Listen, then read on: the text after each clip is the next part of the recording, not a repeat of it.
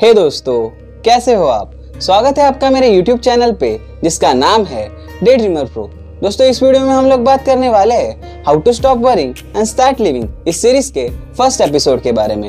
इस वीडियो में मैं आपको बताऊंगा एडवर्ड एस इवांस की स्टोरी, जिससे आपको काफी कुछ सीखने को मिलेगा और उसी के साथ साथ आप ये बिल्कुल समझ जाओगे कि आपको किसी भी चीज की चिंता, किसी भी चीज की वरी क्यों नहीं करनी चाहिए। तो दोस्तों, है ना वीडियो इंटरेस्टिंग। दोस्तों, मैं आशा करता हूँ कि आप लोग ये वीडियो एंड तक जरूर देखेंगे। तो दोस्तों, चलिए बिना वक्त गवाए इस वीडियो को शुरू करते हैं। दोस्तों, एडवर्ड एस इवांस काफी गरीब फैमिली से बिलोंग करते थे। जैसे जैसे समय बीतता गया उनकी उम्र बढ़ती गई और वो गरीबी के साथ ही बड़े होते गए। गरीब होने के कारण अर्ली एज में ही उनके कंधों पे पूरे फैमिली की जिम्मेदारी आ गई और इसीलिए उन्होंने अपनी अर्ली एज में न्यूज़पेपर बेचना, किराने की दुकान पर काम करना, ऐसे बहुत सारे छोटे मोटे काम किए। और ऐसे काम करते करते उन्होंने एक दिन $55 कलेक्ट किए और सोचा कि क्यों ना मैं इन पैसों से अपना खुद का बिजनेस शुरू करूं। और उन्होंने ठीक वैसा ही किया।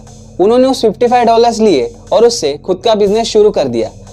बिजनेस की शुरुआत में उन्होंने काफ़ी तकलीफें भी झेली, कुछ नई चीज़ें सीखी और धीरे धीरे उन्होंने अपना यह बिजनेस ग्रो किया। बिजनेस अच्छा खासा चलने लगा था, काफ़ी ज़्यादा प्रॉफिट भी हो रहा था, टीम डेवलप हो रही थी, बहुत सारी चीज़ें बैकग्राउंड में हो रही थी। और तभी एक ऐसा हादसा हुआ जो उन्होंने कभी भी नहीं सोचा था। दोस्तों, उन्होंने उनकी जो भी संपत्ति जिस बैंक में रखी थी वो बैंक बंद हो गई। तो उनका वो बहुत सारा पैसा जो उन्होंने सालों के मेहनत से कमाया था वो तो डूब गया।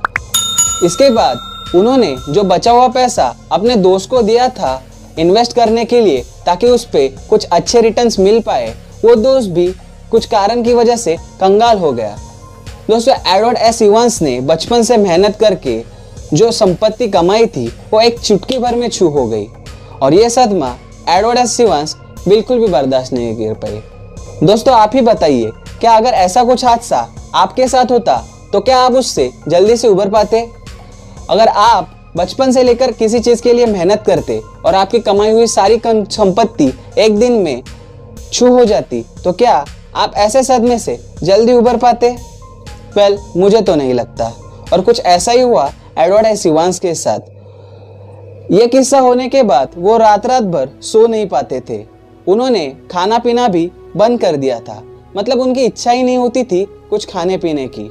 वो दिन भर अपने बेड पर लेटे रहते थे और ये सोचते रहते थे कि मेरे साथ कितना गलत हुआ है, ऐसा भला कैसे हो गया। और ये सब सोचते सोचते वो धीरे धीरे बीमार महसूस करने लगे।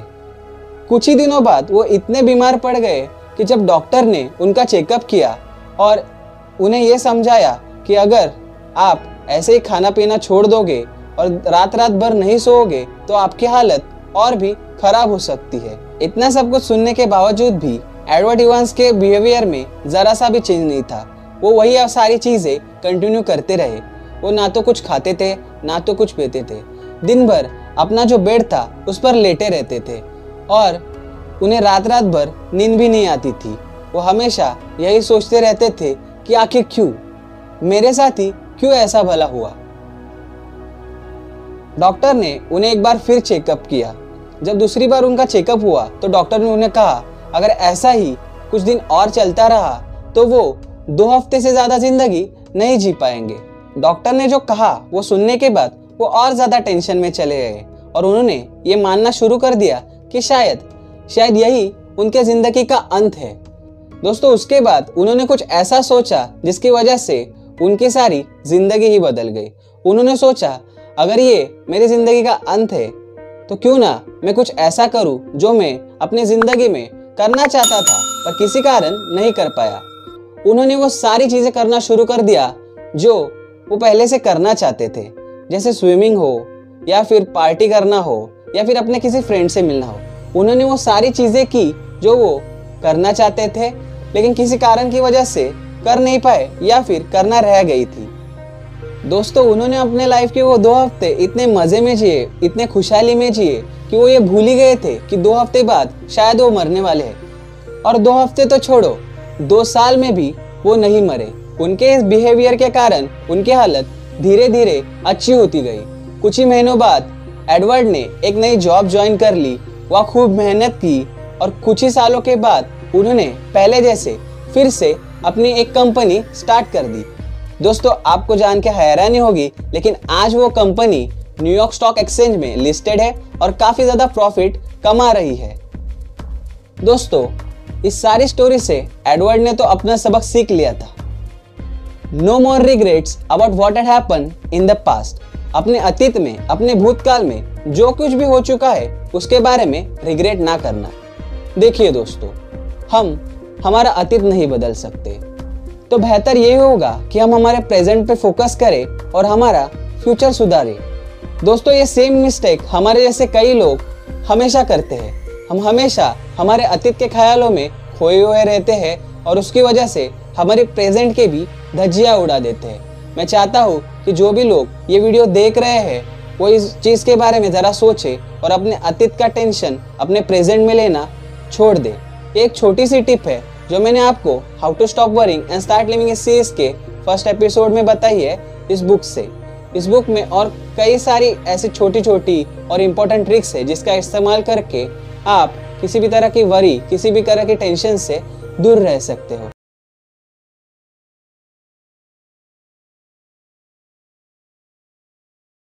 हे दोस्तों, कैसे हो आप? स्वागत है आपका मेरे YouTube चैनल पे जिसका नाम है डे ड्रीमर प्रो। दोस्तों, इस वीडियो में हम लोग बात करने वाले हैं how to stop worrying and start living इस सीरीज के सेकंड एपिसोड के बारे में। इस वीडियो में मैं आपको बताऊंगा magical formula to solve all your worry problems. दोस्तों, ये वीडियो काफी इंटरेस्टिंग होने वाला है और उसी के साथ शॉर्ट एंड सिंपल होने वाला है। तो मैं आपको एक ही रिक्वेस्ट करूंगा कि आप लोग ये वीडियो एंड तक जरूर देखिए। तो चलिए दोस्तों, विदाउट वेस्टिंग एनी टाइम इस वीडियो को शुरू करते हैं। दोस्तों, ये मैजिकल फॉर्मूला बेसिकली एक 3 स्टेप फॉर्मूला है, जिसके स्टेप नंबर 1 में आपको ये सोचना होता है कि आपके साथ बुरे से बुरा क्या हो सकता है। स्टेप नंबर 2 है कि मान लीजिए वो जो भी बुरी चीज है जो आपके साथ हो सकती है वो एक्चुअली में हो चुकी है। और स्टेप नंबर 3 जो कि सबसे इम्पोर्टेंट स्टेप है, जिसमें आपको सोचना होता है कि ये जो वर्स्ट सिनेरियो है इससे बाहर निकलने के लिए मैं क्या कर सकता हूँ। तो दोस्तों, ये 3 स्टेप फॉर्मूला आपको ठीक से समझ आए, इसलिए ये सेम मेथड, ये सेम फॉर्मूला मैं आपको एक एग्जांपल देके बताता हूँ। मान लीजिए मैं एक कॉलेज स्टूडेंट हूँ और 2 दिनों बाद मेरी एग्जाम है, पर मैंने साल भर कोई भी पढ़ाई नहीं की। तो अब हम इन 3 स्टेप फॉर्मूला का इस्तेमाल करेंगे और देखेंगे कि क्या हम हमारे इस वरी का, हमारे इस टेंशन का सॉल्यूशन ढूंढ पाते हैं या फिर नहीं। जैसे कि मैंने आपको बताया था, स्टेप नंबर 1 में हमें यह सोचना है कि हमारे साथ बुरे से बुरा भला क्या हो सकता है। तो मैंने साल भर पढ़ाई नहीं की, तो बुरे से बुरा यही हो सकता है कि शायद मैं इस साल एग्जाम में फेल हो जाऊं। अब आते हैं स्टेप नंबर 2 की तरफ। स्टेप नंबर 2 में हमें यह मान लेना है कि जो वर्स्ट सिनेरियो था वो हमारे साथ हो चुका है। तो मैं अब ये मान लेता हूँ कि इस साल मैं फेल होने वाला आता हूँ और खुद को मेंटली प्रिपेयर कर लेता हूँ। तो दोस्तों, अब हम बढ़ते हैं थर्ड और मोस्ट इम्पोर्टेंट पॉइंट की तरफ, जो कि है सोचना कि इस वर्स्ट सिनेरियो से बाहर निकलने के लिए हम भला क्या कर सकते हैं। दोस्तों, अब मैं जानता हूँ कि मैंने साल भर कोई भी पढ़ाई नहीं की, पर फिर भी एग्जाम के लिए अभी 2 दिन बाकी है, मतलब लगभग 48 आवर्स। और इन 48 आवर्स में अगर मैं ठीक से पढ़ाई करूँ, बेसिक कंसेप्ट क्लियर करूँ, प्रीवियस ईयर्स में जो भी इम्पोर्टेंट क्वेश्चंस आए थे वो ठीक से पढ़ लूँ, तो मुझे 90% तो नहीं पर 40 to 60% जरूर मार्क्स आ सकते हैं। तो मैं यही करूंगा, जो भी इम्पोर्टेंट क्वेश्चंस है, बेसिक कंसेप्ट है, वो ठीक से कर लूंगा और एग्जाम के लिए अच्छे से प्रिपरेशन कर लूंगा। तो दोस्तों, देखा आप लोगों ने कैसे मैंने इस 3 स्टेप फॉर्मूला का इस्तेमाल करके इस वर्स्ट सिनेरियो से एक ठीक ठाक एवरेज मार्क्स स्कोर करने का तरीका ढूंढ लिया। आप लोग भी सेम इसी टेक्निक का इस्तेमाल करके आपकी कोई भी टेंशन, कोई भी वरी हो, उसके सॉल्यूशंस ढूंढ सकते हैं।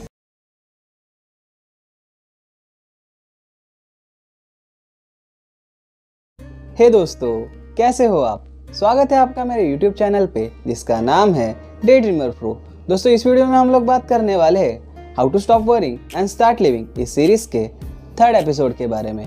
इस वीडियो में मैं आपको बताऊंगा वो 4 मेन टाइप्स ऑफ वरीज जिनसे आपको दूर रहना चाहिए and how to analyse your worries, क्योंकि जब तक आप आपके वरीज एनालाइज नहीं करोगे तब तक आप उनके सॉल्यूशंस नहीं ढूंढ पाओगे। तो दोस्तों है ना वीडियो इंटरेस्टिंग? दोस्तों मैं आशा करता हूँ कि आप लोग ये वीडियो एंड तक ज़रूर देखेंगे। तो चलिए दोस्तों, विदाउट वेस्टिंग एनी टाइम इस वीडियो को शुरू करते हैं। दोस्तों वीडियो की शुरुआत में मैं आपको बता देता हूँ वो 4 मेन टाइप्स ऑफ वरीज जिनसे आपको दूर रहना चाहिए। नंबर 1, वैवाहिक समस्या या फिर पति पत्नी अनबन। नंबर 2, पैसे का ना होना या फिर किसी कारण की वजह से कर्जे में डूब जाना। नंबर 3, लोनलीनेस या फिर अकेलापन। नंबर 4, किसी चीज़ को लंबे अरसे से नापसंद करना या फिर किसी चीज़ के बारे में बदले की भावना होना। दोस्तों ये 4 मेन टाइप्स ऑफ वरीज है जिनसे आपको दूर रहना चाहिए। दोस्तों न्यू मैक्सिको के एक बहुत ही फेमस फिजिशियन थे, उनका नाम था डॉक्टर गोबर। डॉक्टर गोबर का ये दावा था कि 70% ऑफ द पेशेंट्स जो उनके पास आते वो खुद को खुद ही हील करने की क्षमता रखते हैं। तो वो क्या चीज़ थी जिसकी वजह से वो बीमार महसूस कर रहे हैं और ये कैसे हो रहा था? जब इस पे उन्होंने रिसर्च किया तो उन्होंने ये पाया ये सब हो रहा है हमारी चिंता की वजह से।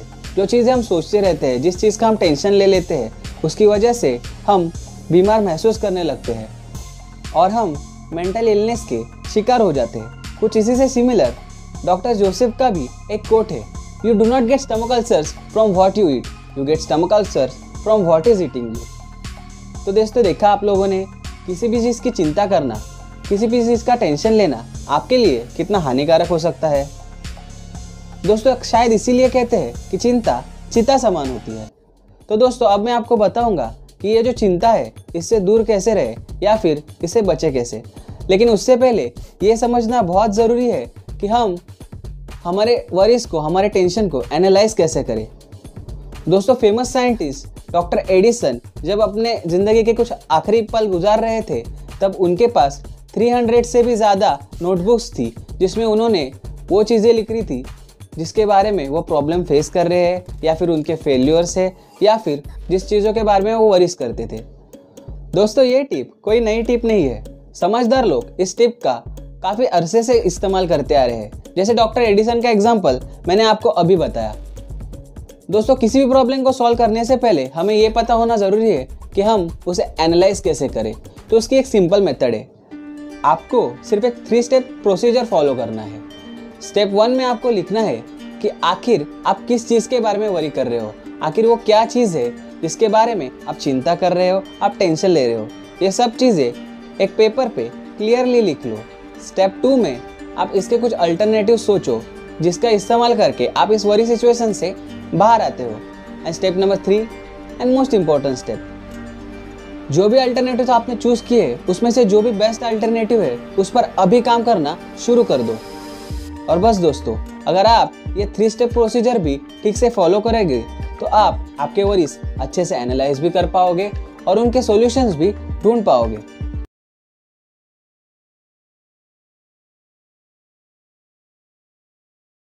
हे दोस्तों, कैसे हो आप? स्वागत है आपका मेरे YouTube चैनल पे जिसका नाम है डे ड्रीमर प्रो। दोस्तों इस वीडियो में हम लोग बात करने वाले हैं how to stop worrying and start living इस सीरीज के 4th एपिसोड के बारे में।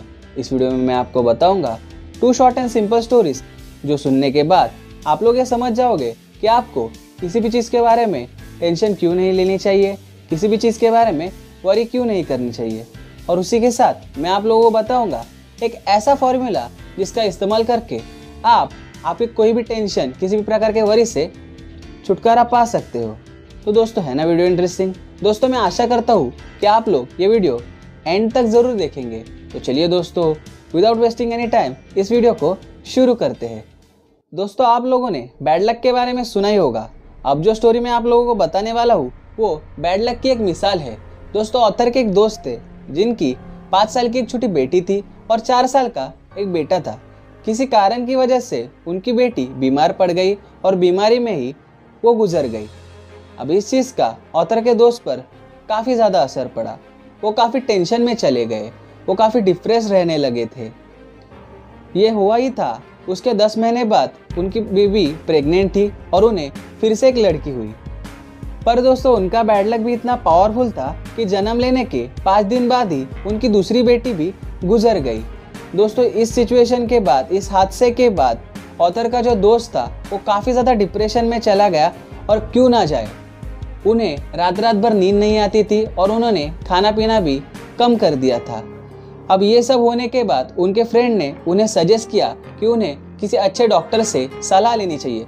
जब उन्होंने डॉक्टर से सलाह ली तो डॉक्टर ने कहा कि आप स्लीप पिल्स ट्राई कीजिए, मतलब नींद की दवाइयाँ ट्राई कीजिए, या फिर ट्रिप पे जाकर देखिए।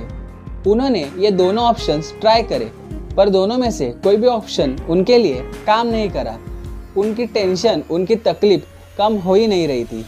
इस हादसे को लगभग 6 महीने गुजर चुके थे, लेकिन फिर भी वो उसी चीज़ के स्ट्रेस में थे, उसी चीज़ का टेंशन ले रहे थे। वो हमेशा ये सोचते थे कि क्यों गॉड मेरे साथ ही ऐसा क्यों हुआ। और फाइनली कुछ ऐसा हुआ जिसके कारण वो इस सारे स्ट्रेस से बाहर आ गए। तो भला ऐसा क्या हुआ दोस्तों? जैसा कि मैंने आपको स्टार्टिंग में बताया था, उनका एक 4 साल का बेटा भी था। एक दिन वो 4 साल का बेटा खेलते हुए उसकी बोट टूट गई और वो अपने पापा से जिद करने लगा कि डैडी डैडी ये जो मेरी टूटी हुई बोट है वो प्लीज़ ठीक कर दो। अब ऑथर का फ्रेंड बिल्कुल भी इस हालत में नहीं था कि वो उस बोट को ठीक करे, पर फिर भी लड़का जिद कर रहा था, इसलिए उसने सोचा कि क्यों ना मैं आज ये बोट ठीक ही कर दूं। और वही हुआ। लगभग 3 घंटे सलग काम करने के बाद वो बोट रिपेयर हो गई और उसका बच्चा खुश हो गया। दोस्तों उसने रियलाइज़ किया कि ये जो 3 घंटे उसने ये बोट बनाते हुए गुजारे, वो पिछले 6 महीने में बेस्ट टाइम था जिसमें उसने मेंटल रिलैक्सेशन फील किया है। इसका मतलब ये 3 घंटे ये ऐसा समय था जिसमें वो उस बच्ची के बारे में नहीं सोच रहा था और कोई भी टेंशन नहीं ले रहा था। इस चीज़ से उसको एक सबक मिला कि हमें कुछ ऐसा करना होगा जिसके कारण हम बिजी हो जाए और हमें वरी करने का, टेंशन लेने का समय ही ना मिल सके। दोस्तों इसी से रिलेटेड सर विंस्टन चर्चिल का एक कोट है, I am too busy, I have no time to worry. जी हाँ दोस्तों, ये एकमात्र उपाय है जिसका इस्तेमाल करके आप ऑलमोस्ट एवरी वरी सिचुएशन से दूर रह सकते हो या फिर अपना माइंड डाइवर्ट कर सकते हो। The remedy of stop worrying is to get completely occupied by doing something constructive. जी हाँ दोस्तों, कुछ कंस्ट्रक्टिव काम करने में अपने आप को इतना बिजी बना लो कि किसी भी चीज़ की टेंशन लेने को, किसी भी चीज़ की वरी करने को हमें टाइम ही ना मिल सके। दोस्तों इसी से सिमिलर एक दूसरी स्टोरी मैं आपको बताता हूँ, जो है ओसा जॉनसन की। ओसा जॉनसन एक वीमन एक्सप्लोरर थी जो उनके समय में काफ़ी फेमस थी। एक बार ओसा जॉनसन एंड उनके पति प्लेन से ट्रैवल कर रहे थे। प्लेन में कुछ तकनीकी खराबी होने के कारण प्लेन माउंटेन में क्रैश कर गया और उसी समय ओसा जॉनसन के जो पति थे उनकी वहाँ पे मृत्यु हो गई। वो वही गुजर गए और ओसा जॉनसन के दोनों पैर अपाहिज हो गए। डॉक्टर ने उन्हें ये तक कहा कि इसके बाद वो कभी चल नहीं पाएंगी और वैसा हुआ भी। पर दोस्तों चौंका देने वाली बात ये थी कि इस हादसे के लगभग 3 महीने बाद ओसा जॉनसन ने सैकड़ों लोगों के सामने एक स्पीच दी, वो भी अपने व्हीलचेयर पर बैठकर। जब ये सब ऑथर ने देखा तो उन्होंने उन्हें इंटरव्यू में पूछा कि आपने इतने बड़े हादसे से अपने आप को कैसे बाहर निकाला और इतने सारे लोगों के सामने स्पीच देने की हिम्मत आप में कहाँ से आई। तब इस पर ओसा जॉनसन ने कहा, I am too busy, I have things to do, I have no time to worry, worry is a habit. दोस्तों किसी भी चीज़ की टेंशन लेना एक आदत है और समझदार लोग ये आदत से दूर रहना ही पसंद करते हैं। दोस्तों तो मैं भी चाहता हूँ कि जो भी लोग ये वीडियो देख रहे हैं वो हमेशा खुश रहे, बड़े सपने देखते रहे, क्योंकि सपने उन्हीं के पूरे होते हैं जो सपने देखते हैं। Dream big, dream often. धन्यवाद।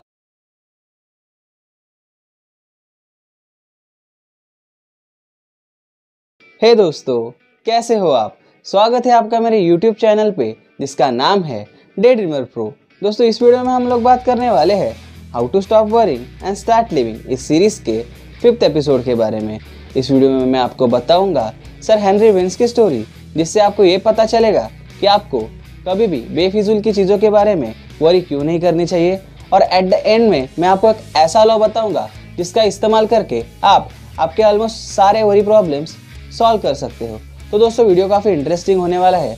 मैं आपको रिक्वेस्ट करता हूँ कि आप लोग ये वीडियो एंड तक ज़रूर देखिए। तो चलिए दोस्तों, विदाउट वेस्टिंग एनी टाइम इस वीडियो को शुरू करते हैं। दोस्तों हम इंसान बेफिजुल में ही कुछ छोटी छोटी चीज़ों के बारे में इतना सोचते हैं, इतना वरी करते हैं कि जिसकी कोई भी आवश्यकता नहीं होती। अब इसी से रिलेटेड मैं आपको एक स्टोरी सुनाता हूँ। दोस्तों लंदन में जब सर हेनरी वेन्स की गर्दन चॉप करने वाले थे और उनको एक वुडन प्लेटफॉर्म पे लिटाया गया था, तब वो वहाँ खड़े लोगों से एक ही रिक्वेस्ट कर रहे थे कि गर्म उबलता हुआ पानी उनके गर्दन पे ना डाला जाए, क्योंकि वो एक दर्दनाक मौत नहीं चाहते थे। अब ये सब देखने के बाद उधर जो लोग खड़े थे वो शॉक हो गए, क्योंकि सर हेनरी वेन्स अपने जीवन के बारे में, अपने लाइफ के बारे में इतनी टेंशन नहीं ले रहे थे, इतना नहीं सोच रहे थे जितना उस उबलते पानी के बारे में सोच रहे थे। वो तो बस इतना ही चाहते थे कि वो जो गर्म उबलता हुआ पानी है वो उनके गर्दन पे ना डाला जाए। पर इसी दौरान वो ये भूल रहे थे कि कुछ ही देर में उनका जीवन समाप्त होने वाला है और जो प्रीशियस उनकी लाइफ है वो भी ख़त्म होने वाली है। दोस्तों कुछ इसी तरह हम इंसान भी यही गलती कई बार दोहराते हैं। हम बड़े बड़े प्रॉब्लम से हिम्मत से निपट लेते हैं, लेकिन छोटे छोटे प्रॉब्लम के बारे में कुछ ज़्यादा ही सोचते हैं और उसका ज़्यादा ही टेंशन ले लेते हैं, जिसके कारण ये छोटी छोटी चीज़ें आखिरकार हमारा सिर दर्द बन जाती है। दोस्तों मैं तो आपको एक ही कहना चाहूँगा, don't allow yourself to get upset by such small events. Remember, life is too short to be little. अब दोस्तों चलते हैं हमारे वीडियो के मेन टॉपिक की तरफ। अब मैं आप लोगों को एक ऐसा फॉर्मूला बताऊंगा जिसका इस्तेमाल करके आप आपके most of worry problem solve कर सकते हो, और वो भी बड़े आसानी से। इस लॉ का नाम है लॉ ऑफ एवरेजेस। अब ये लॉ आप लोगों को अच्छे से समझ आए, इसलिए मैं आपको ये एक स्टोरी के थ्रू समझाता हूँ। दोस्तों ऑथर के एक फ्रेंड थे जो न्यूयॉर्क सिटी में रहते थे। ऑथर के फ्रेंड हर सुबह अपने कार में अपने ऑफिस जाया करते थे। जब वो अपने कार में ऑफिस जाया करते थे तब हर रोज वो एक पुल के नीचे से गुजरते थे। अब ये बात आपको शायद फनी लगेगी, लेकिन वो हर समय ये सोचते रहते थे कि अगर किसी दिन मैं ऑफिस जाते समय ये पुल मेरे गाड़ी पे गिर गया तो मेरा क्या होगा। दोस्तों हंसने वाली बात नहीं है, इस छोटी सी सिली थिंकिंग का उन्होंने इतना टेंशन ले लिया था कि उन्हें रात रात भर नींद भी नहीं आती थी। वो हमेशा इसी टेंशन में लगे रहते थे कि ये पुल, ये ब्रिज मेरे गाड़ी पर ना गिर जाए। अब ये इंसिडेंट उन्होंने अपने दोस्त के साथ, मतलब ऑथर के साथ शेयर किया, और ऑथर ने उन्हें एक ऐसा लॉ बताया जिसके बाद उनकी ये सारी वरीज लगभग खत्म हो गई। दोस्तों ये लॉ था लॉ ऑफ एवरेजेस। ऑथर ने उन्हें बताया कि तुम एक रिसर्च करो कि अमेरिका में, न्यूयॉर्क में पिछले 5 सालों में ऐसे कितने केसेस हुए हैं जिसमें ब्रिज कोलैप्स होने के कारण किसी की मौत हुई है, और उसके बाद कितने % चांसेस है कि ये चीज़ तुम्हारे साथ भी हो सकती है। अगर चांसेस ज़्यादा है तो हाँ, तुम्हें उस चीज़ के बारे में वरी करना चाहिए, लेकिन चांसेस अगर कम है या फिर ना के बराबर है तो इस चीज़ के बारे में फिजूल में ही क्यों टेंशन लेना। अब ये सुनने के बाद ऑथर के फ्रेंड घर गए और उन्होंने सच में एक रिसर्च की, और रिसर्च करने के बाद जो रिजल्ट मिले वो काफ़ी शॉकिंग थे। दोस्तों उन्होंने ये पाया कि पिछले 5 साल में एक भी ऐसा केस नहीं था जिसमें ब्रिज कोलैप्स होने के कारण किसी की मौत हो गई हो। अब ये सब रिसर्च करने के बाद उन्हें पता चल गया था कि उनके ऑलमोस्ट 0% चांस है ब्रिज कोलैप्स होके मरने के, और वो भी हमारी तरह मन ही मन मुस्कुराने लगे और सोचने लगे, मैं कितना सिली था, इतनी छोटी सी बात का मैंने इतना टेंशन ले लिया था जिसकी कोई ज़रूरत भी नहीं थी। दोस्तों आई होप आपको ये लॉ समझ में आया होगा। हमें ज़्यादा कुछ नहीं करना, हमें तो सिर्फ प्रोबेबिलिटी देखनी है कि कितने % चांसेस है कि वो चीज़ हमारे साथ हो सकती है। अब आप ये फॉर्मूला आपके किसी भी प्रकार के वरी को सॉल्व करने के लिए इस्तेमाल कर सकते हैं।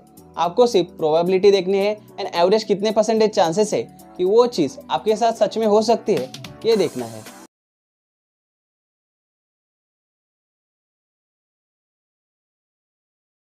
हे दोस्तों, कैसे हो आप? स्वागत है आपका मेरे YouTube चैनल में जिसका नाम है डे ड्रीमर प्रो।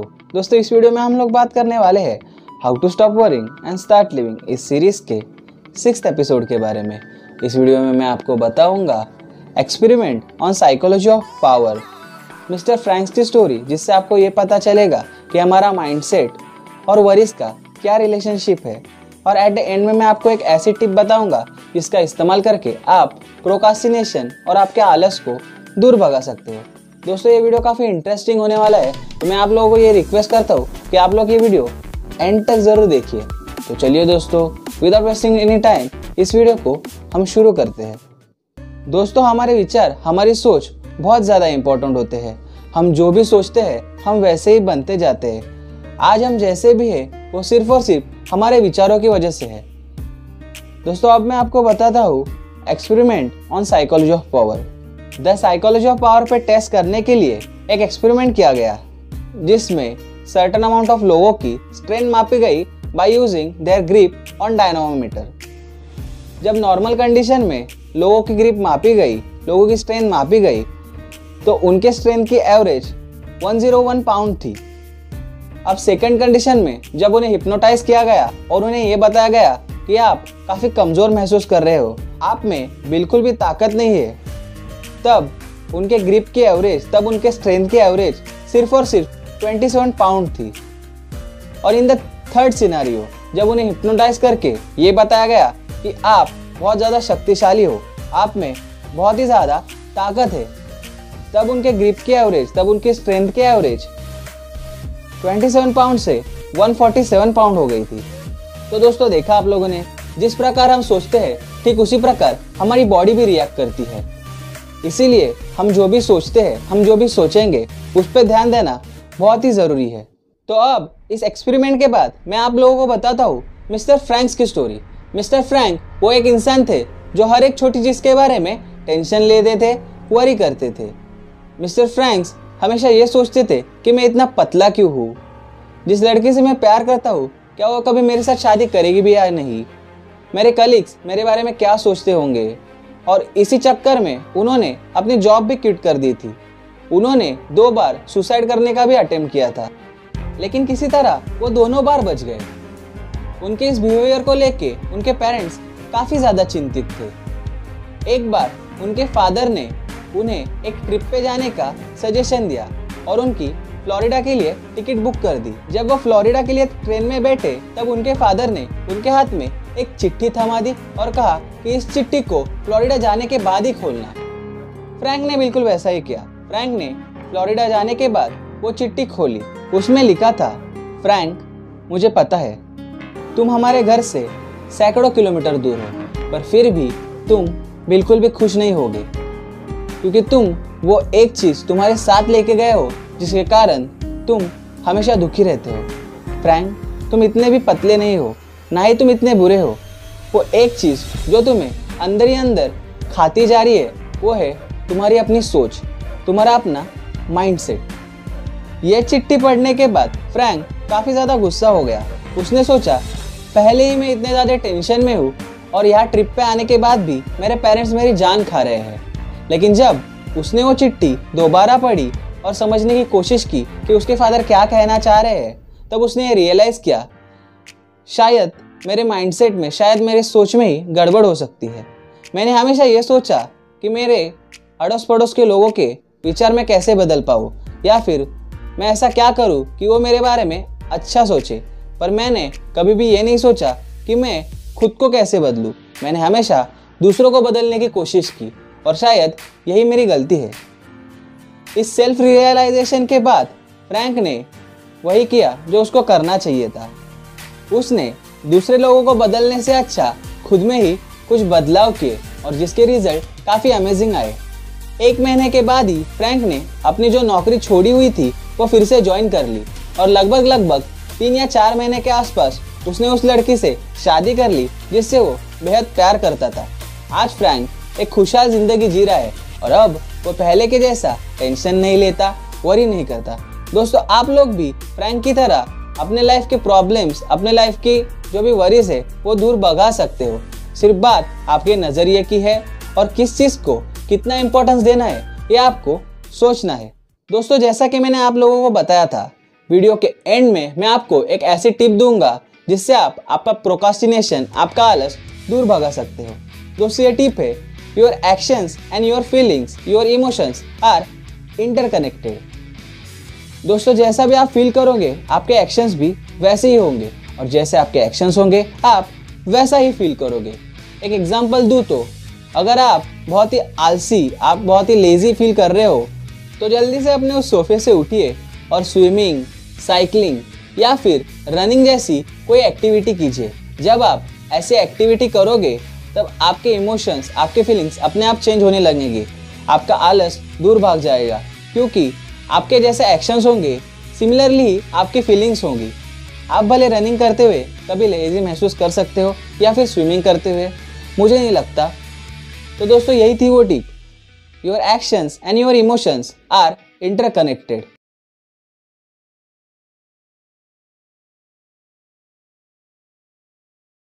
हे दोस्तों, कैसे हो आप? स्वागत है आपका मेरे YouTube चैनल पे जिसका नाम है डे ड्रीमर प्रो। दोस्तों इस वीडियो में हम लोग बात करने वाले हैं how to stop worrying and start living इस सीरीज के 7th एपिसोड के बारे में।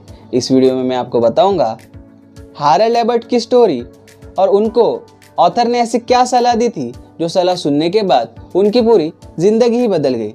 दोस्तों ये वीडियो टेक्निकल कंटेंट से ज़्यादा इमोशनल कंटेंट पे बेस्ड होने वाली है, तो मैं आशा करता हूँ कि मेरे हर वीडियो की तरह आप लोग ये वीडियो एंड तक ज़रूर देखेंगे। तो चलिए दोस्तों, विदाउट वेस्टिंग एनी टाइम इस वीडियो को शुरू करते हैं। दोस्तों हारेल्ड एबर्ट एक ऐसे इंसान थे जो छोटी छोटी चीज़ों के बारे में काफ़ी ज़्यादा स्ट्रेस ले लेते थे। वो किसी भी चीज़ का टेंशन ले लेते थे और उसी के साथ वो ऑथर के एक अच्छे दोस्त भी थे। इसीलिए एक दिन वो ऑथर के पास गए और उन्होंने उनसे पूछा कि यार मैं काफ़ी छोटी छोटी चीज़ों का टेंशन ले लेता हूँ, मुझे कुछ ऐसी चीज़ बताओ, मुझे कोई ऐसा तरीका बताओ जिससे मैं छोटी छोटी चीज़ों पे वरी करना बंद कर दूँ। अब ऑथर ने उन्हें एक दूसरे दोस्त की स्टोरी सुनाई। उन्होंने कहा तुम्हारे जैसा ही मेरा एक दोस्त था जो छोटी छोटी चीज़ों के बारे में काफ़ी ज़्यादा सोचता था और अपनी प्रेजेंट लाइफ खराब कर रहा था। मैं तुमको उसकी स्टोरी बताता हूँ। हुआ यूँ था कि उसकी सारी सेविंग्स खत्म हो चुकी थी और उस पे काफ़ी ज़्यादा कर्जा भी था। वो हर वक्त इस टेंशन में रहता था कि मैं आखिर ये कर्जा कैसे चुका पाऊंगा। ऐसे ही वो एक दिन मुंह लटकाए हुए स्ट्रीट से गुजर रहा था और उसने देखा सामने से एक आदमी उसकी तरफ देख रहा है। उस आदमी के दोनों पैर नहीं थे, वो एक लकड़ी के टुकड़े पे बैठा था जिसके नीचे रोलर स्केट्स के पहिए लगे थे। अब ये देखने के बाद उसने उस आदमी के पास देखा और उस आदमी ने कहा गुड मॉर्निंग सर, आज का दिन कितना अच्छा है ना। अब ये इंसिडेंट उसके लिए नॉर्मल नहीं था। उसने सोचा यार ये एक ऐसा आदमी जिसके पास पैर भी नहीं है, वो ना तो स्विमिंग कर सकता है ना ही साइकिलिंग कर सकता है, और वो तो छोड़ो, वो ना तो मेरे जैसे चल सकता है। अगर इतनी सारी कठिनाइयाँ हो के भी ये आदमी खुश हो सकता है तो मुझ में क्या कमी है, मैं भला क्यों दुखी हूँ। दोस्तों इस छोटी सी सोच ने, इस छोटी से इंसिडेंट बताने के बाद ऑथर के दोस्त ने, मतलब हारेल्ड एबर्ट ने उन 10 मिनटों में इतना कुछ सीख लिया जितना उसने पिछले 10 सालों में नहीं सीखा था। अब इस स्टोरी का क्या मॉरल है, क्या तात्पर्य है, ये मैं आपको वीडियो के एंड में बताऊंगा, तो वीडियो के एंड तक जरूर बने रहे। दोस्तों मैं तो सोचता हूँ कि अगर हमारे पास पीने के लिए साफ पानी, खाने के लिए खाना और रहने के लिए एक अच्छा मकान है तो हमें किसी भी चीज़ की ज़रूरत नहीं है। हाँ, मैं जानता हूँ ये सारी चीज़ें आपको सुनने में काफ़ी ज़्यादा टिपिकल लग रही होगी, इसीलिए मैं यहाँ आपको एक स्टोरी एंड कुछ क्वेश्चन से थ्रू समझाता हूँ। दोस्तों अगर कोई आपको 10 लाख रुपए दे और कहे आपकी जो 2 आंखें हैं वो मुझे दे दो, तो आप क्या करोगे? क्या आप उस 10 लाख रुपए के बदले अपनी आंखें देना पसंद करोगे? चलिए आंखें छोड़िए, अगर वो आदमी आपको 10 लाख रुपए देने का वादा करता हो और कहे आपकी जो 2 टांगे हैं वो मुझे दे दो, तो क्या आप आपकी टांगे देना पसंद करोगे? वेल दोस्तों अगर आपकी जगह मैं होता तो मैं ऐसा बिल्कुल भी नहीं करता, क्योंकि हमारी बॉडी, हमारी हेल्थ बहुत ही ज़्यादा प्रीशियस है। उसकी 10 लाख तो छोड़ो, करोड़ों में भी वैल्यू नहीं की जा सकती। दोस्तों अब मैं आपको एक बहुत ही सिंपल स्टोरी बताता हूँ जो आपको काफ़ी ज़्यादा चौंका देगी। दोस्तों एक दिन एक टीचर स्कूल में बच्चों को पढ़ा रही थी और तभी उसने एक ब्लैंक व्हाइट पेपर लिया और उसके बीचों बीच एक ब्लैक सर्कल बना दिया, या फिर आप ब्लैक डॉट भी कह सकते हैं, और उसने हर एक क्लास के बच्चे को पूछा कि आपको इस पेपर पर क्या दिख रहा है। तब लगभग सारे बच्चों ने यह कहा कि हमें वो ब्लैक डॉट दिख रहा है। टीचर ने फिर से पूछा, लेकिन बच्चों का जवाब वही था कि हाँ मैडम, हमें उस पेपर पे एक ब्लैक डॉट ही दिख रहा है। अब हुआ यूँ था कि वो जो ब्लैक डॉट था वो सिर्फ पेपर का 5% था, लेकिन सब ने उसी पे कॉन्सेंट्रेट किया। लेकिन जो व्हाइट पोर्शन ब्लैंक था, जो ऑलमोस्ट 95% ऑफ पेपर था, उस पे किसी का भी ध्यान नहीं गया। तो टीचर ने उन्हें बताया, सब ने इस ब्लैक डॉट पे कॉन्सेंट्रेट किया सिवाय इस व्हाइट पोर्शन को देखने के। दोस्तों प्रॉब्लम पता है क्या है? हमारी लाइफ में भी हम यही सेम गलती हमेशा करते हैं। हम हमेशा सोचते रहते हैं, अरे यार मेरे पास ये नहीं है, मेरे पास वो नहीं है, काश मेरे पास वो होता तो मैं वैसा करता, एंड सो ऑन। लेकिन हम कभी भी ये नहीं सोचते कि हमें भगवान ने क्या क्या ऑलरेडी दिया हुआ है।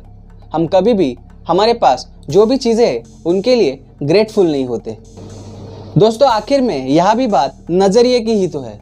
दोस्तों इंडिया में काफ़ी ज़्यादा ऐसे लोग हैं जिन्हें 2 वक्त का खाना भी नसीब नहीं होता, लेकिन हम कभी भी इस चीज़ के लिए ग्रेटफुल नहीं होते कि हम अच्छे से 2 वक्त का खाना खा पा रहे हैं।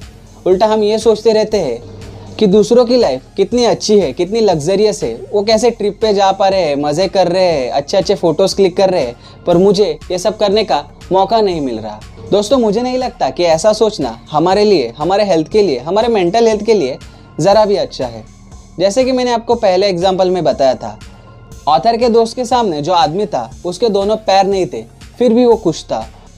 अब इन दोनों के सोच में एक ही अंतर है, जिस आदमी के पैर नहीं थे उस आदमी ने कॉन्सेंट्रेट किया उन चीज़ों पे जो उसके पास ऑलरेडी है और अपनी लाइफ खुशी से जीने का निर्णय लिया। और वही ऑथर के दोस्त ने कॉन्सेंट्रेट किया जो चीज़ें उन्हें नहीं चाहिए या फिर उनके पास नहीं है उस पे, और अपनी ज़िंदगी दुख में बिताना ही स्वीकार किया। तो दोस्तों एंड में मैं आपको इतना ही बताना चाहता हूँ कि count your blessings not your troubles, remember life is too short to be little.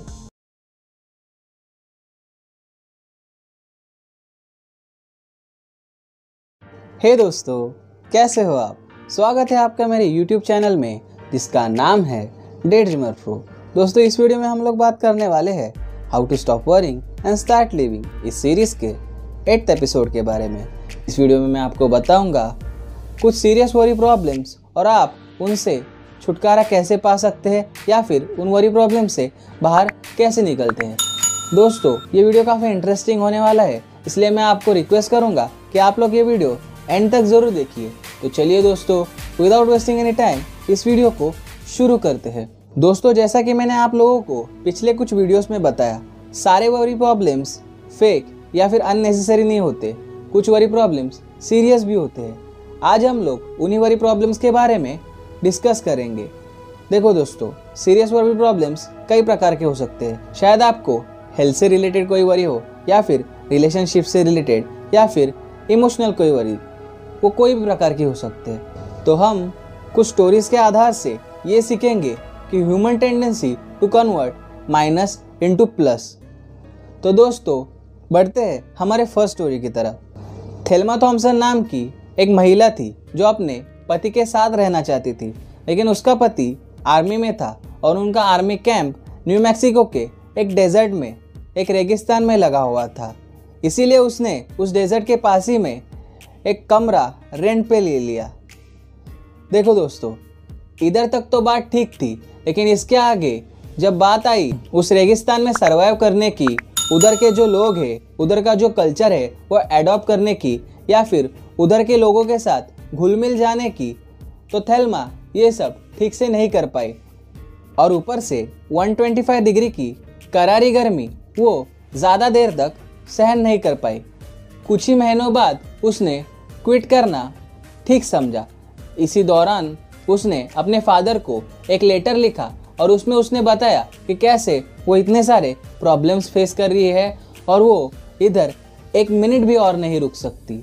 अब इस चिट्ठी का जवाब देते हुए उसके फादर ने सिर्फ और सिर्फ 2 लाइनें लिखी जो कि काफ़ी कमाल की थी। उसके फादर ने लिखा था, देखो बेटी, एक बार 2 अपराधियों ने जेल के बाहर देखा, एक को कीचड़ दिखा और दूसरे को तारे। थेल्मा ने यह सेंटेंस बार बार पढ़े और वो खुद के बारे में शेमफुलनेस फील करने लगी। उसने सोचा कि वो कितनी गलत थी। ये 2 लाइनें पढ़ने के बाद उसका पूरा का पूरा मेंटल एटीट्यूड ही चेंज हो गया। उसने वहाँ के जो लोग हैं उनके साथ घुलना मिलना शुरू कर दिया।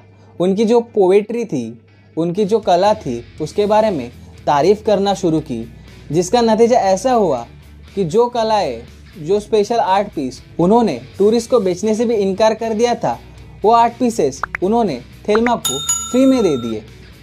दोस्तों, है ना ये कमाल की बात। और उसी के साथ साथ उन्होंने रेगिस्तान में भी अपनी काफ़ी रुचि दिखाई।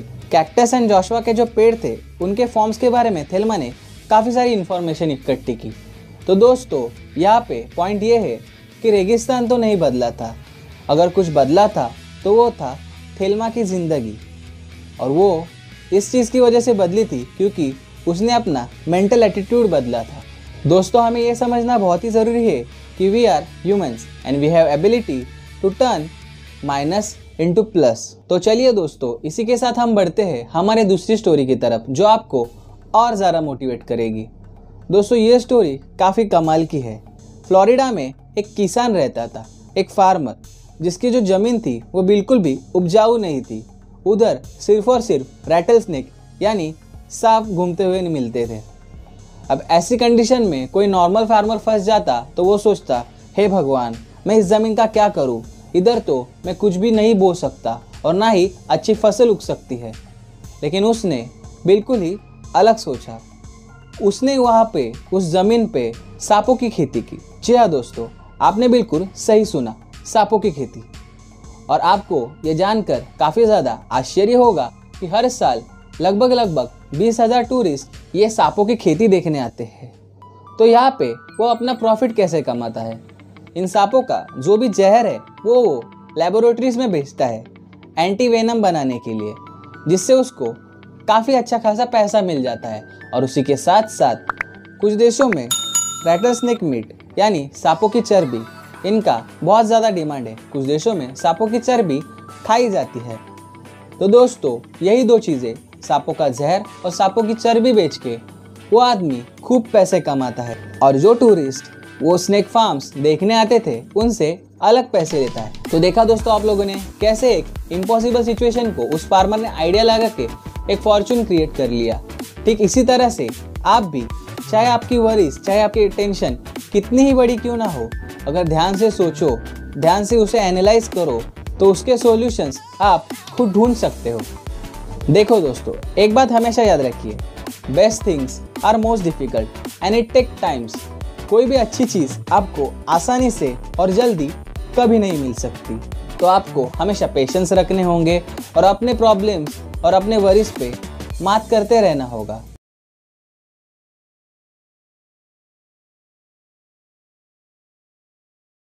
हे दोस्तों, कैसे हो आप? स्वागत है आपका मेरे YouTube चैनल पे, जिसका नाम है डे ड्रीमर प्रो।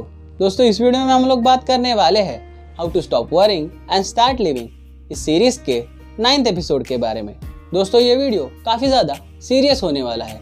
इस वीडियो में हम लोग बात करेंगे इन्फेरियोरिटी कॉम्प्लेक्स के बारे में, और ये सब हम डिस्कस करेंगे काफ़ी सारे शॉर्ट स्टोरीज के थ्रू। और मैं आपको ये गारंटी देता हूँ कि इस वीडियो के एंड तक आप इतने ज़्यादा कॉन्फिडेंट फील करोगे कि आप फिर कभी भी इन्फेरियर फील नहीं करोगे। तो दोस्तों, विदाउट वेस्टिंग एनी टाइम इस वीडियो को शुरू करते हैं। सबसे पहले हम ये समझते हैं कि इन्फेरियोरिटी कॉम्प्लेक्स आखिर होता क्या है। दोस्तों, कुछ लोग जो काफ़ी ज़्यादा शाय होते हैं, या फिर किसी से बातें नहीं करते, या फिर कम बातें करना पसंद करते हैं, या फिर जिनमें कोई मेंटल डिसेबिलिटी होती है, वो लोग अपने आप को दूसरों से कम समझते हैं, जो कि बिल्कुल भी सही नहीं है। दोस्तों, वो लोग ये मानते हैं कि हम दूसरों से किसी चीज़ में या फिर सारी चीज़ों में कम हैं, हम उनकी बराबरी नहीं कर सकते, जो कि एक बिल्कुल ही गलत ख्याल है। दोस्तों, ये चीज़ आपको और अच्छे से समझ आए, इसलिए मैं आपको मिस्टर एडिट की स्टोरी बताता हूँ। मिस्टर एडिट जब छोटे थे तब से वो काफ़ी ज़्यादा मोटे हुआ करते थे, वो काफ़ी ज़्यादा ओवरवेट थे, और उसके साथ ही शाय और सेंसिटिव भी थे, जिसके कारण वो किसी से भी बातें नहीं करते थे और हमेशा अपने आप में ही लगे रहते थे। जब वो कॉलेज में इंटर करे तब उनके सीनियर्स ने उनकी काफ़ी ज़्यादा रैगिंग की। वो अपने आप से इतने नाराज़ थे कि उन्होंने कई बार सुसाइड करने की भी सोची। दोस्तों एडिट भी हमेशा अपने सीनियर्स की तरह कूल लगना चाहते थे, कूल दिखना चाहते थे, उनकी जैसे ही अच्छी अच्छी चीज़ें खाना चाहते थे और उनके जैसे ही अच्छी लाइफ बिताना चाहते थे, मतलब एक नॉर्मल लाइफ। और उन्होंने वैसा ही करना शुरू किया। वो उनके जैसे ही कपड़े पहना करते थे, उनके जैसे ही थिएटर्स में जाके अपने फ्रेंड्स के साथ मूवी एंजॉय करते थे और उनकी तरह ही बर्ताव करने की कोशिश करते थे। लेकिन उससे एट द एंड कुछ भी नहीं हुआ। एक दिन उन्होंने अपने खुद की पर्सनैलिटी की स्टडी की। उन्होंने ये नोटिस किया कि क्या मेरे प्लस पॉइंट्स है और क्या मेरे नेगेटिव पॉइंट्स है। और उसके बाद उन्होंने एट द एंड ये जाना कि हम किसी और की कॉपी करके, किसी और की तरह बर्ताव करके कभी भी सेटिस्फाई नहीं हो सकते, क्योंकि दुनिया कभी भी हमसे सेटिस्फाइड नहीं होती। आप चाहे कितना भी कुछ अच्छा कर लो, कोई ना कोई ज़रूर होता है जो आपकी अच्छी चीज़ में भी बुराई ढूंढ के निकालेगा। इसीलिए उसने इस चीज़ से ये सीखा कि जस्ट बी योरसेल्फ। आप जैसे भी है वैसे रहो। क्या फ़र्क पड़ता है कि दूसरे आपके बारे में क्या सोचते हैं। लोगों का तो काम है कहना, कुछ तो लोग ज़रूर कहेंगे।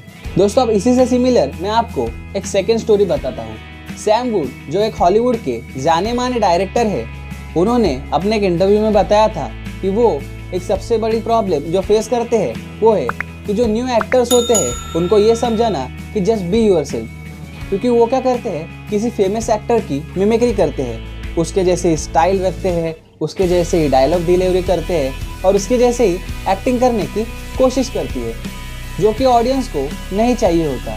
सैम वुड अपने नए एक्टर्स को हमेशा ये समझाने में अपना वक्त ज़ाया करते थे कि जस्ट बी योरसेल्फ। आप जैसे भी हो आप वैसे एक्ट करो, आप किसी दूसरे की कॉपी करने की कोशिश बिल्कुल ना करें। क्योंकि देखो दोस्तों, वो दूसरा आदमी, दूसरा एक्टर अपने आप में एक डिफरेंट पर्सनैलिटी है और ऑडियंस उस पर्सनैलिटी की टेस्ट कर चुकी है। अब ऑडियंस को कुछ अलग देखना है। So point is still same, just be yourself. अब दोस्तों तीसरी स्टोरी भी लगभग सिमिलर ही है। मिस्टर पॉल जो कि एक एम्प्लॉयमेंट डायरेक्टर थे, उन्होंने लगभग 60,000 इंटरव्यू लिए थे। दोस्तों एक दो नहीं, 60,000 इंटरव्यू। और जब उनसे ऑथर ने पूछा कि वो कौन सी चीज़ है, वो कौन सी मिस्टेक है जो एप्लीकेंट्स बार बार करते हैं, तो उन्होंने कहा वेल आपको यकीन नहीं होगा पर एप्लीकेंट्स हर बार एक ही गलती मोस्ट ऑफ टाइम करते हैं, और वो है वो ना दिखाना। वो हमेशा मेरे सारे क्वेश्चंस के वो आंसर देते हैं जो मैं सुनना चाहता हूँ, या फिर वो ऐसा सोचते हैं कि हमें एम्प्लॉयर को ऐसे आंसर देना सही होगा जो वो सुनना चाहते हैं, बल्कि एम्प्लॉयर यानी मैं खुद वो आंसर सुनना चाहता हूँ जो वो सच में सोचते हैं, जो उनकी एक्चुअल थिंकिंग है, ना वो रटे रटाए हुए आंसर्स। प्रॉब्लम यही है कि हमेशा हर एक एप्लीकेंट जो वो खुद है वो एक्सप्रेस ठीक से नहीं कर पाता और मोस्ट ऑफ टाइम एक रोबोटिक मशीन की तरह इंटरव्यू देता है और चला जाता है। और गेस व्हाट, ऐसे एम्प्लॉयज़ को हम हायर भी नहीं करते। तो दोस्तों देखा आप लोगों ने, पॉल का एक्सपीरियंस भी लगभग सिमिलर था। देखो दोस्तों, आप कैसे भी हो, मोटे हो, काले हो, पतले हो या फिर कितने भी सुंदर हो, just be yourself, no matter what others will say. दोस्तों हमारे पिता के 24 क्रोमोसोम्स और हमारे माँ के 24 क्रोमोसोम्स मिलके हमारा जन्म हुआ है। तो हमारे जैसा डिट्टो सेम डुप्लीकेट इंसान बनने के चांसेस 3 लाख बिलियन में से एक है। तो दोस्तों देखा आप लोगों ने, हम खुद में ही कितने रेयर है। और आपको तो पता ही होगा, जो चीज़ जितनी रेयर होती है उसकी वैल्यू उतनी ही ज़्यादा होती है।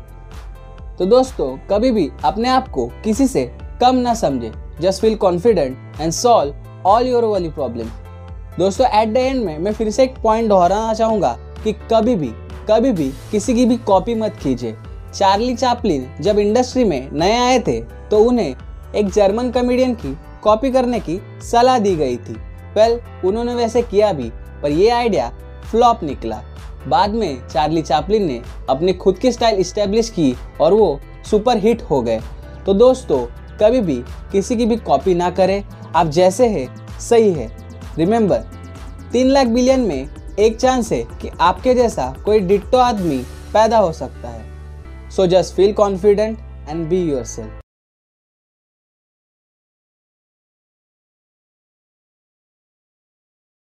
हे दोस्तों, कैसे हो आप? स्वागत है आपका मेरे YouTube चैनल पे जिसका नाम है डे ड्रीमर प्रो।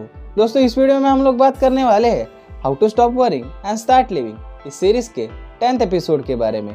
इस वीडियो में मैं आपको बताऊंगा how to deal with criticism. दोस्तों, काफ़ी सारे भारतीय लोग हैं जिन्हें क्रिटिसिज्म से कैसे डील करना है ये पता ही नहीं होता। अगर कोई हमारे बारे में कुछ बुरा बोल दे या फिर हमारी निंदा करे तो उस सिचुएशन में हमें क्या करना है या फिर कैसे पेश आना है ये हमें पता नहीं होता। तो आज की ये वीडियो इसी सब्जेक्ट के बारे में होने वाली है। मैं आशा करता हूँ कि आप लोग ये वीडियो एंड तक जरूर देखेंगे। तो दोस्तों चलिए विदाउट वेस्टिंग एनी टाइम इस वीडियो को शुरू करते हैं। दोस्तों, ऑथर के एक दोस्त थे जो बचपन से ही फेमस होना चाहते थे और हर किसी को इम्प्रेस करना चाहते। और कहीं ना कहीं हम सब लोग किसी ना किसी को इम्प्रेस करना चाहते हैं और फेमस भी होना चाहते हैं।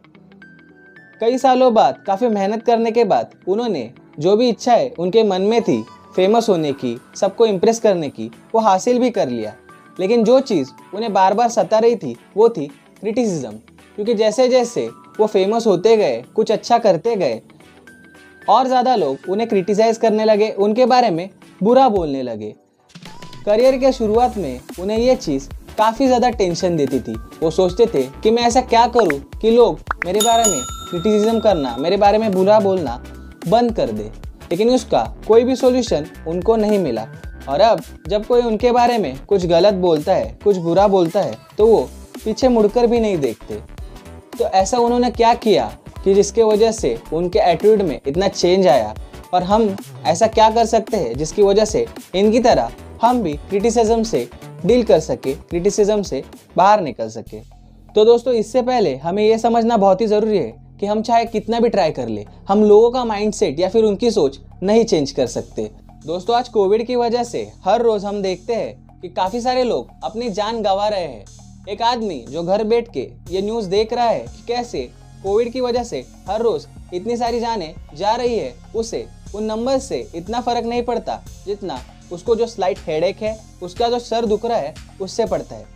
दोस्तों, कहीं ना कहीं हमें यह मानना ही पड़ेगा कि हम ह्यूमन बींग्स बहुत ज़्यादा सेल्फिश और सेल्फ सेंटर्ड होते हैं, जिसके कारण हम हर किसी का माइंडसेट नहीं बदल सकते। So best way to deal with criticism is just ignore unjust criticism.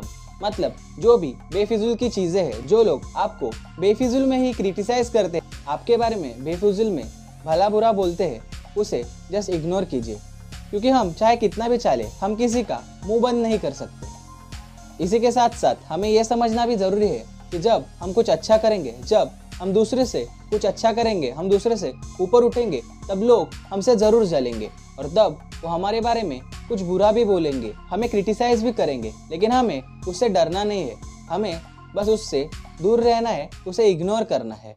अगर आप उस क्रिटिसिज्म का जवाब देने जाओगे तो शायद वो चीज़ एक आर्ग्यूमेंट में बदल सकती है। इसलिए best way is just look at the person and just smile. क्योंकि देखो दोस्तों, अगर आप उसे कुछ बोलो तो वो उसके बदले और कोई चीज़ बोल सकता है, आपको प्रत्युत्तर दे सकता है। लेकिन अगर आप सिर्फ उसे देखो और मुस्कुराओ तो वो क्या ही कर लेगा। समझ में आ रही है बात? दोस्तों, क्रिटिसिज्म हर बार बुरा ही नहीं होता। कभी कभी क्रिटिसिज्म हमारे लिए अच्छा भी होता है। कैसे, मैं आपको बताता हूँ। कई बार लोग क्रिटिसिज्म करते हुए आपकी छोटी छोटी गलतियाँ निकालते हैं, जो गलतियाँ आप सुधर के एक बेटर वर्जन ऑफ योरसेल्फ हो सकते हो।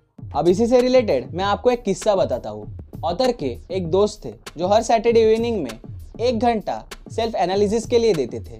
वो देखते थे कि इस हफ्ते मैंने जो भी प्लान किया था, जो भी चीज़ें मैंने स्केड्यूल की थी, वो मैंने कितनी अच्छी तरीके से पार की या फिर कितनी अच्छी तरीके से फॉलो की, और कहाँ पे मैंने गलतियाँ की और मैं कहाँ पे बेहतर कर सकता था।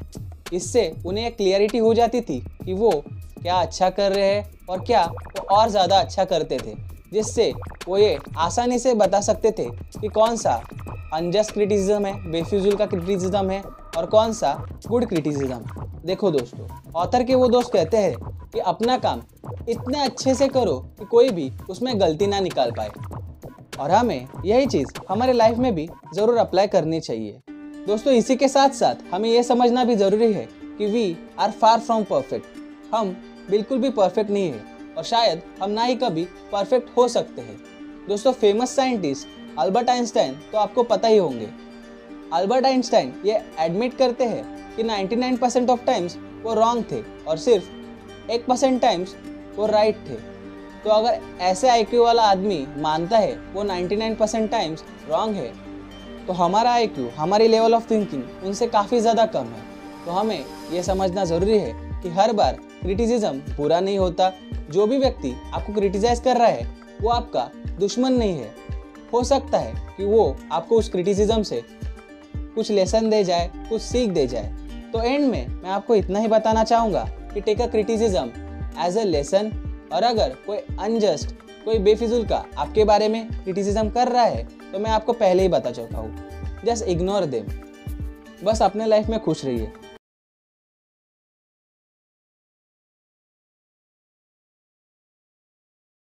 हे दोस्तों, कैसे हो आप? स्वागत है आपका मेरे YouTube चैनल पे जिसका नाम है डे ड्रीमर प्रो। दोस्तों, इस वीडियो में हम लोग बात करने वाले हैं how to stop worrying and start living इस सीरीज के 11वें एपिसोड के बारे में। इस वीडियो में मैं आपको बताऊंगा अब तक का easiest way to solve your worry problems. और हाँ, इस वीडियो में आपको ये भी बताऊंगा कि आपको आखिर कितने घंटे सोना चाहिए, 8 घंटे, 9 घंटे, 7 घंटे या फिर 6 घंटे। दोस्तों, वीडियो काफ़ी इंटरेस्टिंग होने वाली है। मैं आशा करता हूँ कि आप लोग ये वीडियो एंड तक ज़रूर देखेंगे। तो चलिए दोस्तों, विदाउट वेस्टिंग एनी टाइम इस वीडियो को शुरू करते हैं। दोस्तों, मैं आपको स्टार्टिंग में ही ये बता देता हूँ कि वो कौन सी चीज़ है, वो कौन सा ईजीएस्ट मेथड है जिससे आप किसी भी तरह की चिंता से दूर रह सकते हो, और वो वे है रिलैक्सेशन। दोस्तों, जब भी आप इन अ स्टेट ऑफ रिलैक्सेशन हो, आप किसी भी चीज़ के बारे में चिंता नहीं कर सकते। और रिलैक्स हम कैसे करते हैं? ठीक से रेस्ट करके। ऑथर कहते हैं हमें दिन में कई बार रेस्ट करना चाहिए। कई बार हमें थकान होने से पहले ही रेस्ट कर लेनी चाहिए, क्योंकि वो हमारे बॉडी के लिए काफ़ी ज़्यादा ज़रूरी होती है। दोस्तों, इसी चीज़ पे नज़र डालते हुए मैं आपको कुछ चीज़ें बताता हूँ। आजकल आप किसी को भी देख लो, हर कोई कहेगा अरे यार मैं बहुत बिजी हूँ, मेरे लिए रिलैक्स करने के लिए, रेस्ट करने के लिए ज़रा भी टाइम नहीं है, मुझे ये करना है, मुझे वो करना है एंड ब्ला ब्ला ब्ला। लेकिन उनके पास Facebook, Instagram and other social media platforms scroll करने के लिए बहुत सारा टाइम है। उनके पास जिम जाने के लिए टाइम नहीं है, बुक रीड करने के लिए टाइम नहीं है, लेकिन नेटफ्लिक्स देखने के लिए बहुत सारा टाइम है। एट द एंड दोस्तों, ये सब हमारे प्रायोरिटीज़ पे डिपेंड करता है। सो रेस्ट करने को, रिलैक्स करने को अपनी प्रायोरिटी बनाइए, क्योंकि ये बहुत ज़्यादा ज़रूरी है। दोस्तों, हमारे शरीर का अगर सबसे ज़्यादा कोई बिजी हिस्सा है तो वो है हमारा दिल, क्योंकि वो हर टाइम धड़कता रहता है। हमारा दिल 70 पल्स पर मिनट की स्पीड से धड़कता है। अगर आप इसका ठीक से कैलकुलेशन करो तो हमारा दिल 24 में से सिर्फ और सिर्फ 9 घंटे धड़कता है और बाकी के 15 घंटे रिलैक्स करता है। अगर आप इस कंसेप्ट के बारे में और ज़्यादा जानना चाहते हो तो आप how to stop worrying and start living इस सीरीज़ में एक चैप्टर है जो रिलैक्सेशन के बारे में डेडिकेटेड है। उसमें आपको एक कंसेप्ट और डिटेल में मिल जाएगा। अब बढ़ते हैं हमारे एक सिंपल एंड शॉर्ट स्टोरी के बारे में, जिससे आपको पता चल जाएगा कि रिलैक्सेशन आपके लिए क्यों और कितना ज़रूरी है। दोस्तों, वर्ल्ड वॉर 2 के दौरान सर विंस्टन चर्चिल लगभग 16 घंटे काम करते थे और सिर्फ 8 घंटे रेस्ट करते थे या फिर नींद लेते थे। तो वो इतना काम कर कैसे लेते थे? दोस्तों देखो, विंस्टन चर्चिल रात में सिर्फ 4 घंटे सोते थे और दोपहर का खाना खाने के बाद 1 घंटा आराम करते थे या फिर 1 घंटा झपकी ले लेते थे। सेम यही चीज़ वो शाम में भी करते थे। शाम में भी वो 1 घंटा आराम करते थे, एक छोटी सी झपकी ले लेते थे और उसके बाद जो बचे हुए 2 घंटे की रेस्ट है वो अपना डिनर ख़त्म करने से 2 घंटे पहले कर लेते थे। मतलब वो डिनर से पहले 2 घंटे सो लेते थे और उसके बाद वो फिर से अपने काम पे लग जाते थे। और इसी तरह यही पैटर्न फॉलो करते हुए वो कई दिन 16 घंटे तक काम करते थे, और वो भी विदाउट किसी थकान के या फिर किसी डीमोटिवेशन के। दोस्तों, आप भी अगर ठीक से रेस्ट ले, ठीक से आराम करे, रिलैक्स करे तो काफ़ी ज़्यादा प्रोडक्टिवली एंड इफेक्टिवली काम कर सकते हैं। दोस्तों, कई लोग समझते हैं रेस्ट करना मतलब एक जगह पर पड़े रहना और कुछ भी ना करना होता है, लेकिन ऐसा नहीं होता। जो बात मैं अभी आपको बताने वाला हूँ वो एकदम ध्यान से सुनिए। Rest is repair. एक बार फिर से, रेस्ट इज़ रिपेयर। अब ये चीज़ मैं आपको समझाता हूँ। इससे related concept the power of subconscious mind की मैंने जो सीरीज़ कवर की है उसमें भी बता चुका हूँ। हमारा सबकॉन्शियस माइंड जब हम लोग रेस्ट कर रहे होते हैं तब सबसे ज़्यादा एक्टिव होता है। और जो लोग जिम या फिर वर्कआउट करते हैं उन लोगों को तो पता ही होगा कि हमारी जो मसल पेन होती है या फिर जो भी मसल ग्रोथ होती है वो सबसे ज़्यादा जब हम रात को रेस्ट करते हैं तभी होती है। तो देखा दोस्तों आप लोगों ने, ठीक से रेस्ट करना आपके मेंटल एंड फिजिकल हेल्थ के लिए कितना ज़रूरी है। तो मैं तो आपको इतना ही कहूँगा कि अच्छे से रेस्ट कीजिए, अच्छे से रिलैक्स कीजिए। और अगर आप फिर भी बिजी हो, अगर आपके पास ज़रा भी टाइम नहीं है, आप ऑफिस लाइफ, कॉर्पोरेट लाइफ में 9 to 5 जॉब में बुरी तरह से फंस चुके हो, तो एक सिंपल चीज़ कीजिए। जब भी आपका ब्रेक हो लंच के लिए या फिर कभी भी जब आप ब्रेक लो, तब अपनी चेयर पर शांति से बैठ जाइए, अपने दोनों हाथ अपने थाइस पर रखिए और आंखें बंद कर लीजिए और फिर 20 मिनट के लिए शांति से बैठे रहिए, बिना किसी थॉट को अपने दिमाग में लाए।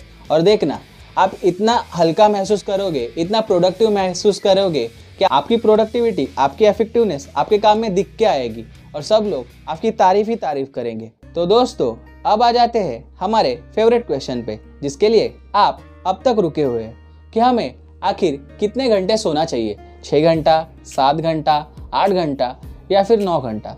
दोस्तों, साइंटिफिकली ये प्रूव्ड है कि 9 या फिर 8 घंटे लगातार सोने से अच्छा है कि हम 6+1 पैटर्न फॉलो करें।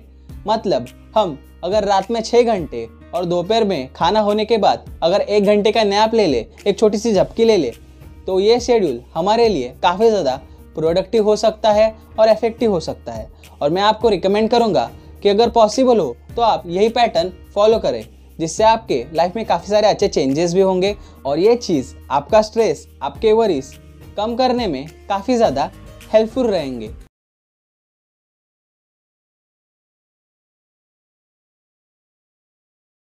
हे दोस्तों, कैसे हो आप? स्वागत है आपका मेरे YouTube चैनल पे, जिसका नाम है डे ड्रीमर प्रो। दोस्तों, इस वीडियो में हम लोग बात करने वाले हैं how to stop worrying and start living इस सीरीज के लास्ट एपिसोड के बारे में। दोस्तों, ये वीडियो बाकी सारे एपिसोड्स से बिल्कुल ही अलग होने वाला है, क्योंकि इसमें मैं रखने वाला हूँ मेरा पॉइंट ऑफ व्यू और मेरा पर्सपेक्टिव। दोस्तों, हमें यह समझना बहुत ही ज़रूरी है कि ऑथर डेल कार्नेगी एक फॉरेन ऑथर है और उन्होंने जो भी टिप्स एंड ट्रिक्स बताई है वो कॉमन वरीज के बारे में है, कॉमन प्रॉब्लम्स के बारे में है। जब मैंने एक छोटी सी रिसर्च की तो मैंने ये पाया कि हमारी जो इंडियंस के मेन प्रॉब्लम्स है वो इन कॉमन प्रॉब्लम्स से, कॉमन वरीज से अलग है। तो उन्हीं 3 मेन वरीज के बारे में इस वीडियो में मैं आपके साथ डिस्कस करने वाला हूँ। दोस्तों, ये वीडियो काफ़ी इंटरेस्टिंग होने वाला है। मैं आशा करता हूँ कि आप लोग ये वीडियो एंड तक ज़रूर देखेंगे। तो चलिए दोस्तों, विदाउट वेस्टिंग एनी टाइम हम इस वीडियो को शुरू करते हैं। दोस्तों, सबसे बड़ी जो इंडियन लोगों की प्रॉब्लम है, जो वरी है, वो है अनएम्प्लॉयमेंट, बेरोजगारी। दोस्तों, जैसा इंडियन लोगों का माइंडसेट है कि बचपन से अच्छे से पढ़ाई करो, अच्छे मार्क लाओ, एक अच्छे कॉलेज में जाओ, अच्छे कॉलेज से अपनी ग्रेजुएशन या फिर डिग्री कंप्लीट करो और उसके बाद एक अच्छी सी तुम्हारी जॉब लग जाएगी, उसमें खूब मेहनत करो और धीरे धीरे तुम्हारी तरक्की होती जाएगी। ये कंसेप्ट अब पुराना हो गया है। ड्यू टू इंक्रीजिंग पॉपुलेशन आज बहुत सारे स्किल्ड लोगों को भी नौकरियां नहीं मिल रही है, वो अनएम्प्लॉयड हो रहे हैं। और जिन लोगों के पास नौकरियां है वो भी अंडरपेड है। एक आदमी जिसका पैकेज 5 लाख पर एनम होना चाहिए, वो आज 3 लाख पर एनम में काम कर रहा है, क्योंकि उसे पता है अगर वो ये पैकेज स्वीकार नहीं करेगा तो उसके बदले कोई दूसरा आदमी हंसते हंसते 2 लाख पर एनम में काम करने के लिए तैयार होगा। दोस्तों, यही प्रॉब्लम है इंडिया के पॉपुलेशन की वजह से। तो इस पर मुझे तो एक ही सॉल्यूशन दिख रहा है। हमारे पास एक स्मार्टफोन है, इंटरनेट कनेक्शन है, जिस पर हम चाहे तब सीख सकते हैं, न्यू स्किल एक्वायर कर सकते हैं और जिसका इस्तेमाल करके हम extra knowledge and extra skills सीख सकते हैं। दोस्तों, हमें अब आत्मनिर्भर बनने की ज़रूरत है, क्योंकि हमारे देश के पॉपुलेशन पर नज़र डालते हुए मुझे नहीं लगता कि अब सारे लोग कभी एम्प्लॉयड हो पाएंगे। दोस्तों देखो, हमें हमारी नज़रिया बदलने की ज़रूरत है। इंस्टेड ऑफ थिंकिंग कि मैं किसी के लिए नौकरी करूं, हमें यह सोचना चाहिए कि हम कुछ स्टार्टअप या फिर कुछ ऐसा बिजनेस करें कि हम दूसरों को नौकरी दे सके। दोस्तों, सेकंड नंबर पे जो वरी है जिससे इंडियन लोग बहुत ज़्यादा टेंस है, वो है फाइनेंशियल फ्रीडम। जी हाँ दोस्तों, आज इंडिया में जो बंदा 1 लाख रुपया महीना भी कमा रहा है, वो भी फाइनेंशियली फ्री नहीं है, क्योंकि उसने अपनी लाइफस्टाइल मेंटेन करने के लिए इतने सारे कर्जे ले रखे हैं कि उसको उसके किस्तें चुकाने में लगभग 5 से 10 साल लग ही जाएंगे। दोस्तों, ये क्यों होता है? क्योंकि हमें फाइनेंशियल नॉलेज नहीं है। हमें स्कूल में, कॉलेजेस में फाइनेंशियल नॉलेज, फाइनेंशियल एजुकेशन नहीं पढ़ाया जाता, जिसके कारण हम पैसा कमा तो लेते हैं, लेकिन उस पैसे को सेव कहाँ करना है, इन्वेस्ट कहाँ करना है, कितना खर्च करना है, कितना इमरजेंसी फंड होना चाहिए, ऐसी छोटी छोटी चीज़ें हमारे पास नहीं होती। इसी प्रकार लैक ऑफ फाइनेंशियल नॉलेज होने के कारण हम इंडियंस मोस्टली फाइनेंशियली फ्री नहीं हो पाते। दोस्तों, जो third main type of worry है जिससे इंडियन लोग काफ़ी ज़्यादा त्रस्त रहते हैं, वो है पॉलिटिकल करप्शन। देखो दोस्तों, इंडिया में करप्शन हर जगह है, लेकिन सबसे ज़्यादा इसको कोई इनिशिएट कर रहा है और सबसे ज़्यादा करप्शन अगर कहीं हो रहा है तो वो है इन पॉलिटिकल पार्टीज में। दोस्तों, सबसे पहले हमें कुछ दिनों के बिरयानी के लिए या फिर कुछ हजार रुपए के लिए ऐसे कैंडिडेट को इलेक्ट करना बंद करना होगा जो इलेक्ट होने के पात्र नहीं है या फिर जिसकी चुनाव लड़ने की भी हैसियत नहीं है। लोग अक्सर यही गलती करते हैं, कुछ हजार रुपयों के लिए एक फेक वोट कर देते हैं बिना सोचे समझे, और उसका परिणाम उन्हें अगले 5 साल तक भुगतना पड़ता है। दोस्तों, आप और हम इंडिया के अच्छे नागरिक हैं और अच्छे नागरिक होने के कारण हमें सिर्फ उन्हीं प्रतिनिधियों को चुनाव में जितवाना चाहिए जो जीतने की काबिलियत रखते हैं, जिससे इवेंचुअली भारत की तरक्की भी होगी और करप्शन भी धीरे धीरे कम होता जाएगा। तो दोस्तों, ये थे वो 3 मेन टाइप्स ऑफ वरीज जिसके बारे में मैं आपके साथ डिस्कस करने वाला था और जिसके बारे में इंडियंस बहुत ज़्यादा वरी करते हैं और टेंशन ले लेते हैं। दोस्तों, इस वीडियो में मैंने जो भी बताया वो टोटली मेरा पर्सपेक्टिव है और मेरे व्यूज़ है। कुछ लोग इससे सहमत हो सकते हैं और कुछ लोग इससे असहमत भी हो सकते हैं। आप लोगों को क्या लगता है, इंडिया में और कौन से प्रॉब्लम्स है जिनके बारे में बात की जानी चाहिए और जिनके सॉल्यूशंस जल्द से जल्द ढूंढ लेने चाहिए? ये मुझे आप कमेंट बॉक्स में ज़रूर बताइए। और हाँ दोस्तों, नेक्स्ट सीरीज जो हम स्टार्ट करने वाले हैं वो होने वाली है the book called the richest man in Babylon पे। मैं सोच रहा हूँ कि ट्यूसडे को एक मोटिवेशनल स्टोरी या फिर मोटिवेशनल वीडियो डाला करूँ जिससे आप लोगों का मोटिवेशन बना रहे और आप आपके लाइफ में अच्छे से काम कर सको। और फ्राइडे को रिचेस्ट मैन इन बेबीलोन का एक एपिसोड डाला करूँ। आपके इस बारे में क्या राय है ये मुझे कमेंट बॉक्स में ज़रूर बताइए और ये भी बताइए कि नेक्स्ट वीडियो मैं किस टॉपिक पे बनाऊँ।